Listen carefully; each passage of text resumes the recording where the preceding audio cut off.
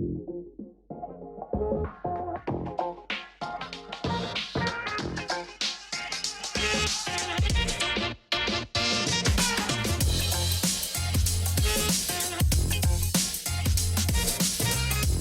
everyone. This is your host, Akil Jabbar, and welcome back to another episode of SaaS District.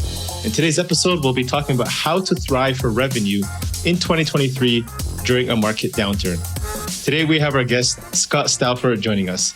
Scott is the founder and CEO of ScaleMatters, a platform that delivers go-to-market operations, analytics, and insights to help businesses drive capital-efficient growth. He took his first company, Visual Networks, public in 2001 and grew it to a peak market cap of $3 billion. Since then, he's been a CEO 5 times and a founder 3 times. Since 2011, Scott has focused much of his energy on early and growth stage tech companies. He is also the host of the Data Room podcast dedicated to exploring the best go-to-market practices, which we'll talk about today. So welcome, Scott. It's an impressive resume. Super excited to have you on the show today. Thanks, Akil. Glad to be here. So, the topic of today's episode is really, talking about 2023, right? Tech companies are going through, some rough times right now, a lot of layoffs happening. People are struggling for revenue. They're struggling with churn, customers, retention, all of the above. So can you maybe share, you have some kind of agile go-to-market management strategy that you work with to overcome these challenges? I know you use kind of gathering feedback data and creating these feedback loops. What do you see is working right now? So if you think about what companies go through to get their go-to-market engine to an optimized state, it's really a series of iterations we all do. And what we see in the difference between kind of less effective and more effective companies, less effective companies, this process of iterating is sort of subconscious, and the way it looks is that it looks like they're just throwing stuff against the wall, trying a whole bunch of different stuff. Some of it is helpful, some of it isn't. They often don't have a really good sense of which stuff they're doing is helpful or not. Contrast that with companies that would embark on what I'd call conscious iteration. Those companies, they basically say, okay, here's this problem we're trying to solve. We're going to try this experiment because we think that may solve it, right? And maybe it's we're going to change our sales pitch to do this, or change the copy in our marketing ads or something like that, right? So here's what we're going to do. Here's the hypothesis of the impact that's going to have. Here's how we're going to measure that impact. And kind of here's our pass-fail criteria and how long we'll let it go on. And what we see with the companies that are very disciplined about that kind of consciousness of iterating is they tend to be much quicker to identify things that aren't having a positive impact. Whereas the companies that do this all sort of winging it, and it's sort of deep in the subconscious, they end up having all these programs that they're investing in, and the vast majority of them aren't having much of a positive impact, and so they're just holding on to wasteful spend for the most part. Right. So that's kind of one of the big things we see is that the companies that are really good at getting efficient are ones that I guess what I'd say is they manage with a level of precision that is far and above what the masses do. Makes sense. So you're just, you're deciding kind of more consciously of your decision versus kind of, spreading yourself thin across several different channels and iterating and kind of seeing what sticks. You're being, kind of more methodical in your approach of what you want to focus on, right? Well, yeah, you might still try multiple things, but you're very disciplined in identifying what you expect each of these experiments or initiatives to do. And then perhaps even most importantly, you're very disciplined about measuring the impact of them. Okay. Right. And so you end up, you hold on to the ones that work, but you cut the ones that aren't working a lot quicker than most companies do. Okay, maybe we can go more specific on a certain category, which is right now I think one thing SaaS companies may be struggling with, or opportunity to improve their cost per acquisition, right? They're looking to decrease their cost per acquisition, or you can say shortening their sales cycle, right? Because the faster you shorten that, your CAC is driven down. What do you see as common areas or points that we can focus on to help kind of improve that, if that's something we want to experiment with today? Sure. So, we see all kinds of inefficiencies in people's go-to-market motions. I think we tend to, at our company, group them into 6 categories. The first one is suboptimized messaging. So it's fascinating. I mean, even for companies that are at scale and, have product market fit, they don't necessarily have their messaging perfectly dialed in. And the way that manifests itself is, let's say on the marketing side, the messaging, maybe on paid search ads or on G2 or Software Advice or Capterra listings, right? The messaging often attracts non-ICP prospects. ICP meaning ideal customer profile, in case any of your listeners don't know that. And the problem with that is, if they're not in your ICP, you're probably not going to be very successful selling to them. And so you spend money on the marketing, bringing these people to the table. Then you spend money on sales capacity, trying to sell to these people who can't be sold to because they're not a good fit for you. So that's an example of how messaging effectively wastes money, right? If it's not optimized. Mm-hmm. Another example or bucket of where we'd say companies tend to have a lot of inefficiency and waste, we call it funnel imbalance. So if you think about top of funnel and bottom of funnel, just to keep it simple, bottom of funnel is the sales capacity, if it's a sales-led motion, right? Top of funnel is the leads, right? The top of funnel to support the sales team. If you have, and what we see in growth stage companies, ScaleMatters, my company sells predominantly to early and growth stage B2B companies. So think of it as, $5 million to $200 or $300 million companies. What we see predominantly is they have too many salespeople relative to the top of funnel support they're getting. Mm-hmm. Mm-hmm. And so you end up with it's very difficult for salespeople to make quota, right? Because they're spreading too few leads across all these people. And right. So the really good salespeople get very frustrated about that. They often leave. Every once in a while, we see companies that are prolific at top of funnel lead generation, and they just don't have enough salespeople to process all their leads. In either case, that if you have funnel imbalance, you're effectively just wasting money, right? You're wasting money on too many sales heads, or you're wasting money on leads because you don't have anyone to process them. And again, more often than not, we see companies that have substantially more salespeople than they really need, which is just a huge waste of money. That's the second category. Third category is kind of what we just talked about earlier about this conscious iteration. So many companies are continuously trying new things in their go-to-market, right? New messaging, new channel, et cetera. And they just never set up a very good way to measure and understand the impact of these things they are trying.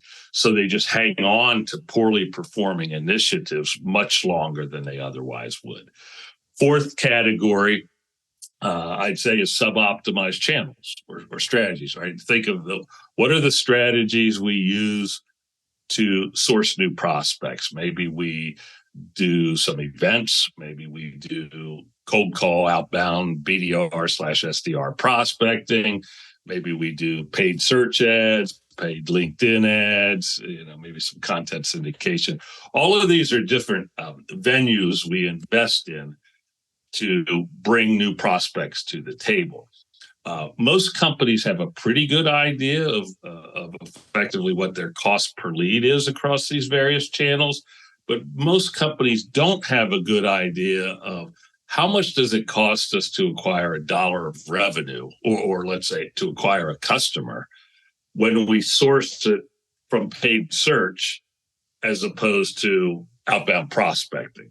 And as a result, when you don't have that precise understanding, you aren't really armed with the information to allocate your cash onto the channels that are more productive and take it away from the ones that are less productive. So as a result, we just sort of see people without a very precise way to determine where are we going to put more money, here or here. Fifth bucket, I'd say, would be process friction.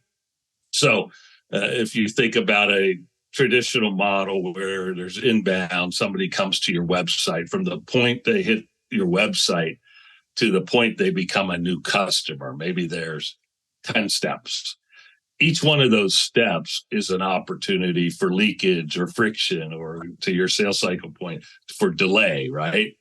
And what we see is a lot of these early and growth stage companies just haven't built their tech stacks in a way that's optimized to be able to measure at the level of granularity you need to understand precisely which of these 10 steps in this process is creating the most friction for us, right? Mm-hmm. Either in terms of wasting money or having prospects fall off into closed lost, or just extending sales cycle time. And then the last bucket of inefficiency that we generally see, and right now it's a little bit less of an issue. A year and a half ago, when everyone was in hyper growth mode, it was a big issue. But the inefficiency with which companies recruit and onboard new sales teams. Yeah. They just, so many companies, haven't institutionalized or made programmatically formalized the way that they accelerate people's onboarding and ramping. And so it takes way too long for salespeople to ramp. Far too many of new hires that you bring on board never actually do ramp. And so that's just this huge drain of money. So those would be the 6 areas. And of course, every company is a little bit different. They all have these 6 areas of inefficiencies, these 6 buckets, but which one is kind of most damaging at any given moment is sort of company specific. Yeah, that makes sense. I want to ask you kind of a follow-up question. We're talking about the imbalance of sales to leads, having a sales team. So, I've seen that as well, right? So maybe one sales rep is kind of account executive is fully booked, and he starts kind of being overwhelmed with the amount of leads, which is a good problem. And then they say, okay, let's hire somebody else. But, there's a balance of like, okay, at what point? Because, now you bring on a new person, and now he's, he has a couple of leads that, that he's working with. And then you're like, okay, how do I keep this guy busy? Hey, maybe you can start generating your own leads, start doing some SDR work. And then, there's that always balance. How do you kind of look to manage that, transition? And how would you effectively balance that? Because, well, I want to give new sales hires enough leads that they get some at-bats, right? Mm-hmm. Because if you don't get the at-bats with the customer, you're never going to, never develop the muscle of actually closing them, right? Yeah.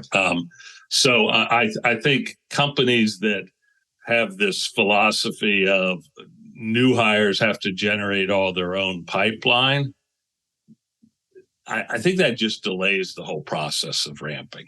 So with that said, though, I wouldn't give them, if you had 2 salespeople, right, your experienced one and your new one, I wouldn't give the new one half of the leads right away, because you have to assume that their ability to convert those leads is going to be below that of your more experienced salesperson. So you just have to draw the balance of, we want to feed them enough that we're accelerating their learning, but not feed them so much that we're actually depressing our company revenue, right? Yeah. Okay. But I definitely do not like the notion of, you're 100% on your own. You got to develop your own pipeline, because it just takes too long. Yeah, I think that's another challenge, which talked about having, with the onboarding and having people is, having good sales managers, right, who are able to effectively manage that team, right? So, Yeah. and when it comes to the reporting piece, which we talked about, which is important, the go-to-market reporting, what are some things that we want to, or elements of the context that we want to track so that we know how we can improve the operations and the outcome? What are we looking at in terms of the reporting or we want to set up? Yeah, so we talk about context as what makes data actionable.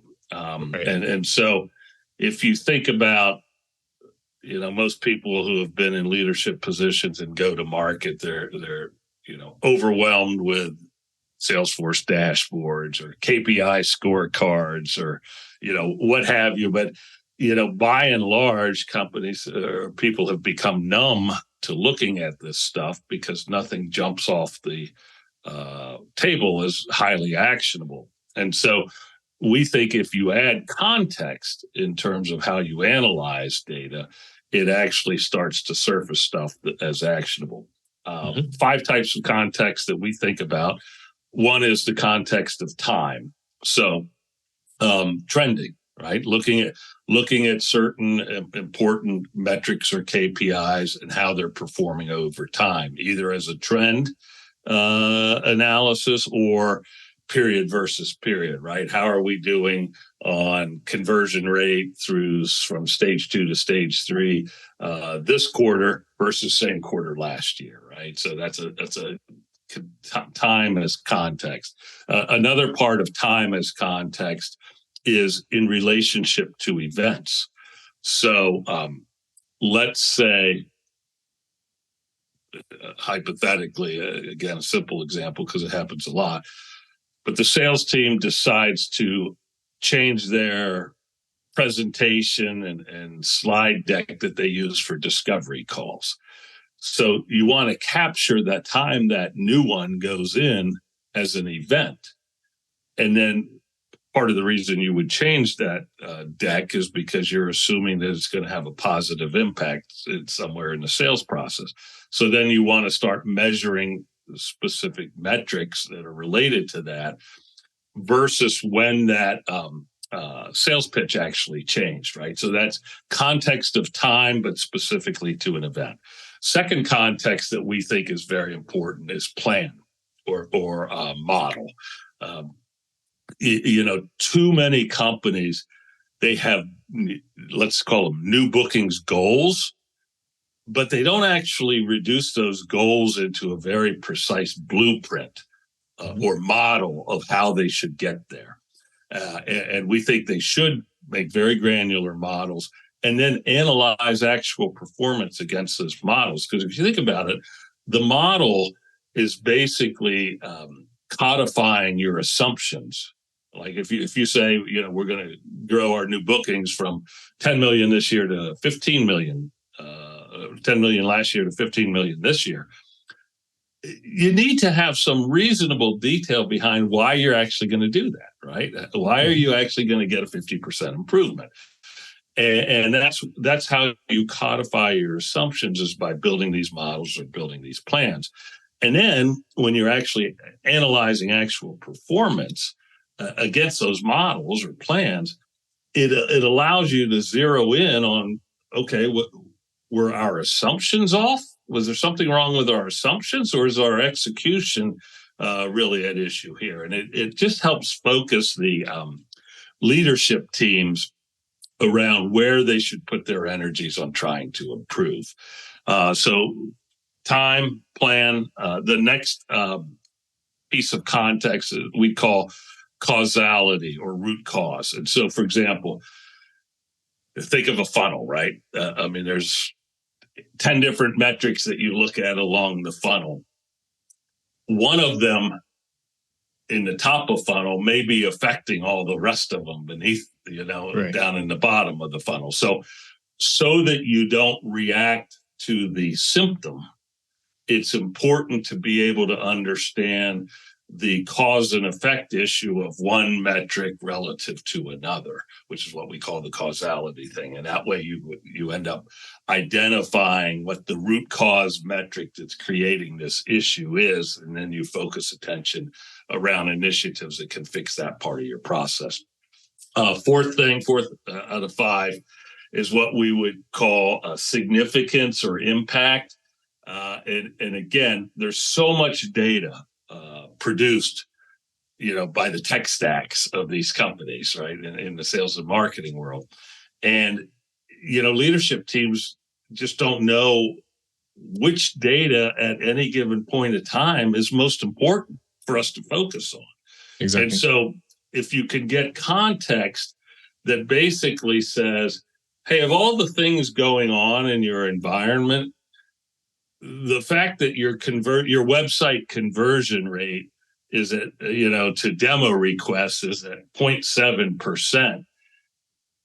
That is costing you guys, $1.5 million annualized relative to if you could get that up to 0.85%. So right. This is your most significant friction point in your overall process, right? And then if companies have that understanding, then they go, okay, well, let's put our resources on fixing this website conversion rate issue, right? What happens is, without that context of relative impact, companies often just try to get better at everything. And that's just a complete diffusion of focus. It's a losing proposition. So the impact or significance of context is really what helps leadership teams zero in their attention. And then the last context that helps make data actionable is what I'd call industry benchmarks. So again, how do you know what good is? Right? For any, like website conversion rate, what I just said to demo request, is 0.8% good, is 1.5% good. So many companies know what their data is, but they don't know whether that's actually good or bad performance. And when you don't know that, you don't know where to put your attention on improving. And so the power of industry benchmarks as context, particularly if they're cohorted in a precise enough way that's actually relevant to your company, is it actually lets you understand what good looks like or what bad looks like. So that's what we would say is, for data to be really useful for companies to get more effective and more efficient at go-to-market, it has to be wrapped in enough context that it becomes actionable. Yeah, that makes sense. So let's assume that, I understand the value of setting up my reporting, my go-to-market reporting, how to make it actionable. And then I also understand that, why it's important to have the industry benchmarks and who I'm comparing with, so that I have now a plan of action to start incorporating this. How do I begin this process? What is the process that I have to go through to start? Maybe as I'm starting to scale my business, how can I start incorporating the data into my day-to-day, and then making sure I'm doing it properly? Well, I think we would probably go back to this phrase that I talked about earlier, conscious iteration. Companies that have that as part of their mindset, there's basically three things that they do. One is they model everything, right? And again, model can be the same thing as plan, right? But they plan stuff in detail, build mathematical models behind it, right? So again, if we're expecting to get $1.5 million of new logo revenue bookings out of paid search this year, okay, how many deals is that? Based on what are we assuming is the average deal size? How many opportunities is that, and when do those opportunities have to come based on what the average opt-to-deal close rate is and the average sales cycle, right? So you back in to ultimately how many new leads do we have to generate and when. That is a model.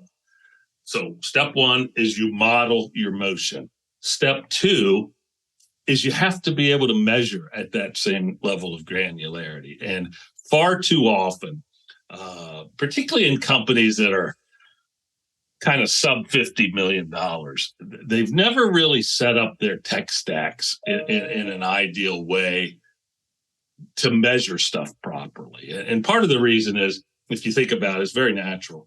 When you're an early stage company, who sets up the CRM initially? It's the first salesperson or the first sales leader, and not a RevOps person, but a salesperson.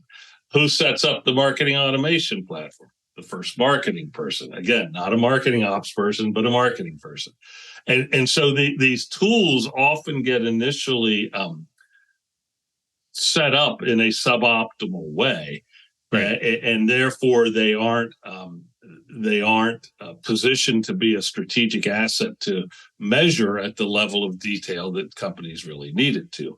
So the first stage of this, as I said, was model the motion. The second is measure the motion.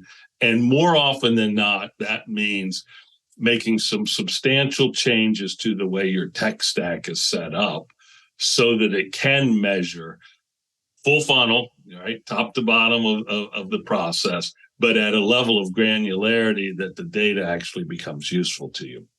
And then the third part of that process would be analyze the motion with context, right? And, the data analysis part is tough because, most companies do a lot of manual analysis, right? To the extent they even try to do this, they export, let's say their Salesforce shop, they export Salesforce reports into Excel, they manipulate the data around, try to draw some conclusions from it. And this is where there's some pretty interesting tools out there to automate a lot of this analysis process, to add the type of context we talked about so that data actually jumps out as actionable. Because the reality is most of the, at least early and growth stage SaaS companies, their heads of sales, their heads of marketing, they just don't have the time to sit there and stare at a lot of data and figure out, okay, what's important here. In many cases, they don't actually have the aptitude to do that either. So you have to bring some technology to bear to basically, ease the burden of analyzing that data, because ultimately it's the data analysis that surfaces the answers for the leaders to act on, if you will. Okay, and so that first part we talked about, which was the modeling of your data, right? So you're building, some kind of spreadsheet, right, where you're trying to understand that what data you want to input and which ones you want to track. So maybe if we're in that first step there of, as we're starting to scale, what is maybe the kind of last question here? What is the most important data? Maybe data sources that maybe as a new founder I should be paying attention to and make sure I'm tracking when I am aiming for fast growth? What are the ones you really like to see there? Yeah, well, I guess it depends on the stage you're at. Akil, I would say if you're really early stage, you think about what's the most important thing you have to do. You have to achieve product market fit. So, focusing on conversion rate data and all this kind of stuff is kind of a waste of time. Instead, what I would do if I was very early stage is I would focus on data that helps me better understand my prospects. So maybe I would leverage some of these call recording tools like Gong or Chorus and build trackers into those to surface, really powerful, statistically meaningful data around what prospects say their priorities are, what their challenges are, the language they use to describe that stuff, because that's what's going to allow you to morph your own offering in a way that it better fits, So I guess that summary point is get data that gives you a more intimate understanding of your prospects and your ICP. Later stage companies where you've got product market fit, it's more about getting that repeatable motion and scalable motion in play. And that's where I think data around, conversion dynamics through every step, from website visitor to lead, from lead to meeting set to meeting held to opportunity, every stage of opportunity, conversion rates, cycle times through each of that. That's what allows you start to understand the dynamics of your process and identify where there's friction within your process that you can ultimately surgically remove and take away. And then kind of last, I'd say, is when you're really focused on profitability, right? So you got product market fit. You've developed a repeatable, scalable way to bring in new customers, and now maybe hypergrowth isn't any longer available to you, and you need to start thinking about EBITDA and profitability. Then you really want to have data that helps identify where there is wasted spend. So this could be the issue around data to help optimize which of your channels or sourcing strategies are more productive or less productive. Data around the balance of your funnel resources. Do you have too many salespeople, not enough salespeople? That type of stuff.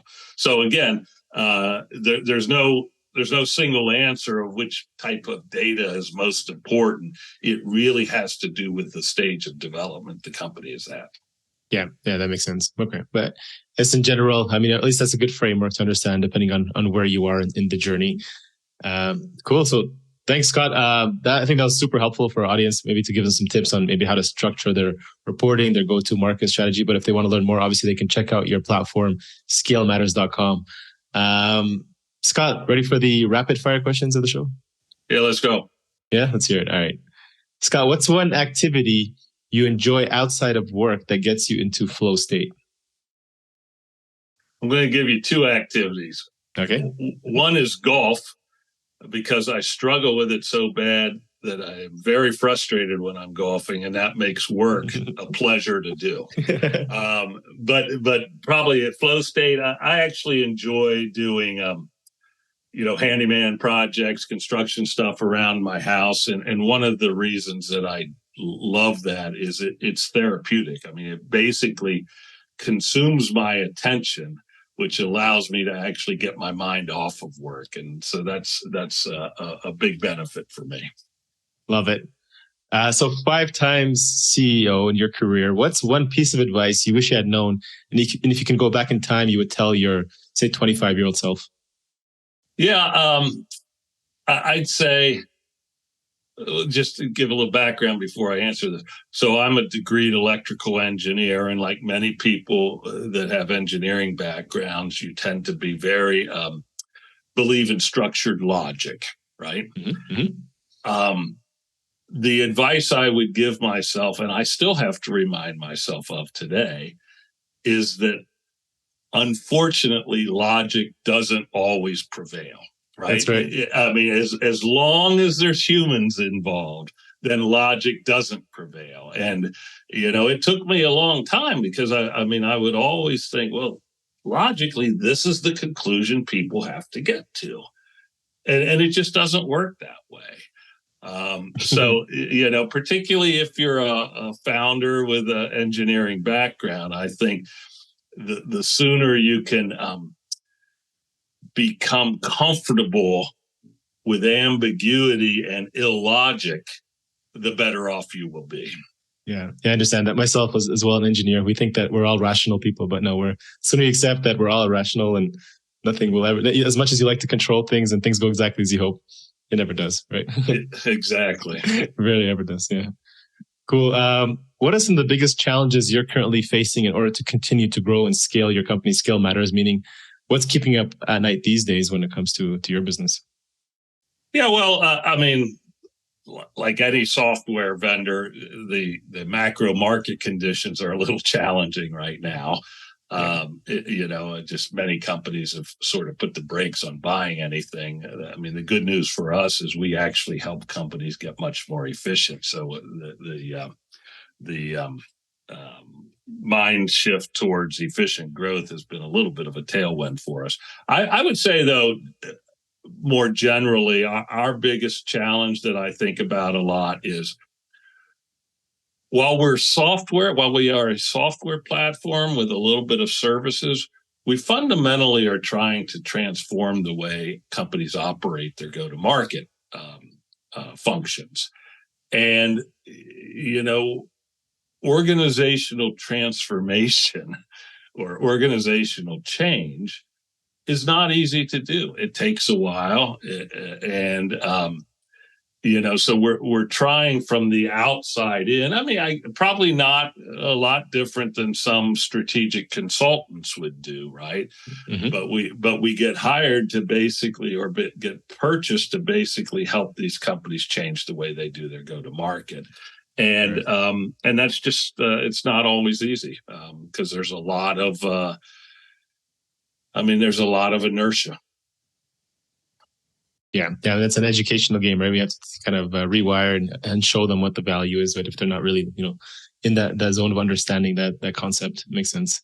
Well, even just everyone's so busy, right? And so even though they can intellectually appreciate we need to change this way, you have, in order to enact organizational transformation, you have to get people off the hamster wheel for a little bit. And just people get so accustomed to just going through the same motions they've always gone through that it can be difficult and without some kind of shock to the system.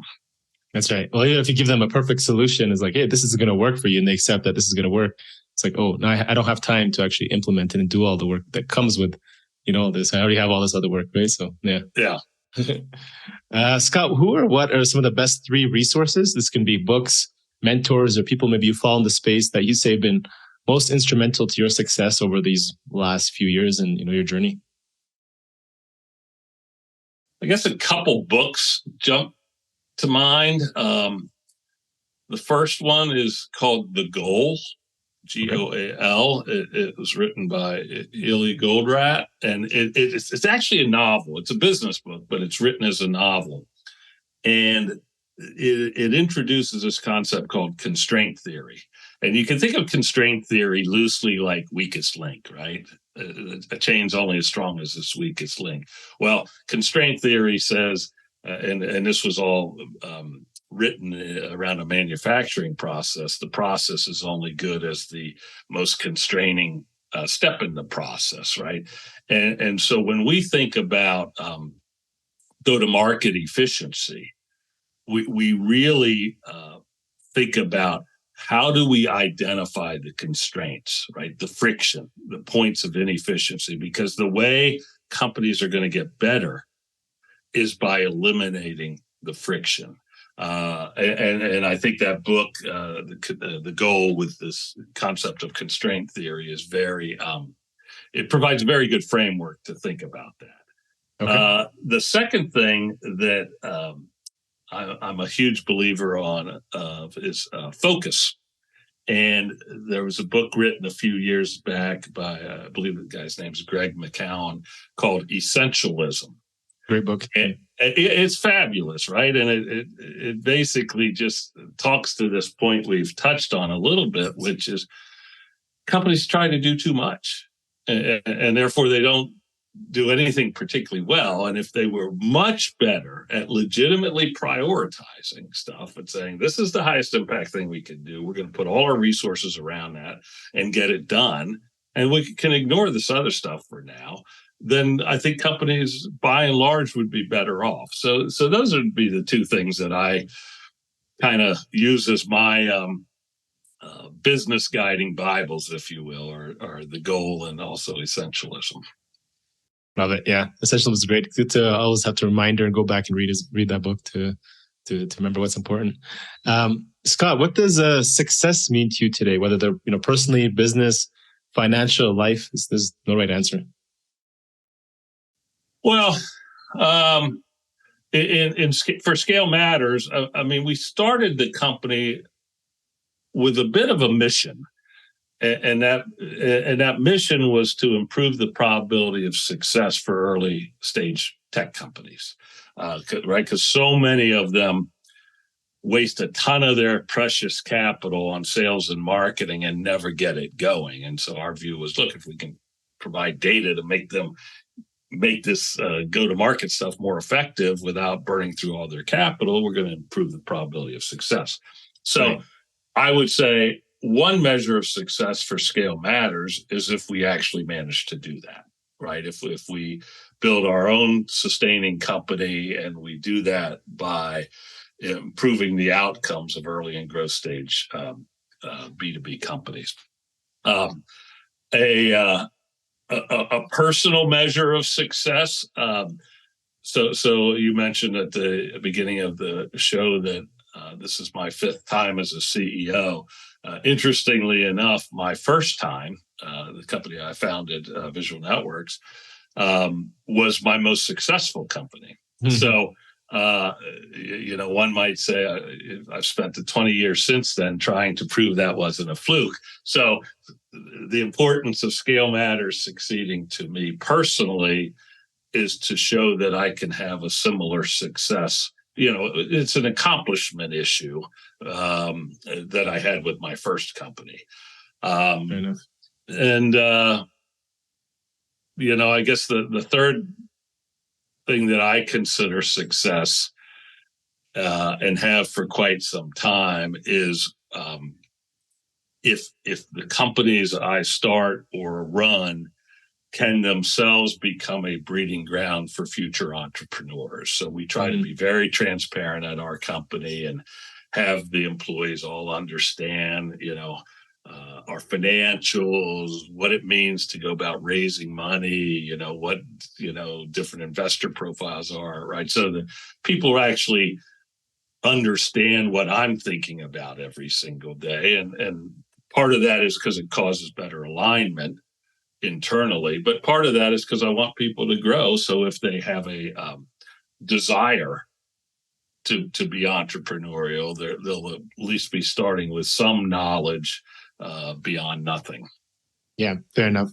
And that point, the second point of, your first company being the most successful, I guess, from these 5, how much would you say, compared to the others was tied? Because now you do have experience, which is, obviously super valuable versus, timing and market. Like, how much would you say the value of that was in all these scenarios? Well, I mean, not to dismiss the importance of good management and good management teams, right? Mm-hmm. But I do think good product in a good market at the right time trumps everything. Mm-hmm. I mean, I've just seen it not just in my own experience, but in so many other companies, right? That good product, good market, right time can cover up for a lot of mistakes from an execution perspective. Yeah, that makes sense. I mean, we work in a bunch of others like that, right? There's a bunch. Mm-hmm. Yeah. Cool. Scott, this has been great. I enjoyed chatting with you, learning more about, all your valuable knowledge. So thank you for sharing that. Where can founders get in touch with you, learn more about you, your company? And I think you have some free resources to offer your website about some SaaS growth. Yeah, absolutely. So go to the website. There's some good stuff things on there. Also some good podcast material, ScaleMatters.com. If you want to reach me, feel free to email me, scott@ScaleMatters.com. I do actually, I don't open every email, but I absolutely look at the first line that I can see in every email and, enjoy offering help to people. So if I can be of any help, absolutely reach out. Awesome. Thank you so much, Scott. And if you guys are interested, make sure to check out ScaleMatters.com or reach out to Scott directly. All right. Thank you. Thanks again, Scott. Thanks, Akil. Appreciate it. Cheers. Thank you all for watching this episode and joining SaaS District today. Don't forget to like, subscribe, and hit the bell for future episodes where we interview top leaders in the SaaS industry. If you're a SaaS company looking to grow and unlock the true value of your business, get in touch with us at Horizon Capital, and myself or one of our consultants will provide a free assessment to help you get there and hit your goals. If you have any feedback or suggestions for this podcast, please comment down below and help us improve our content for you all. Thanks again, and see you on the next one.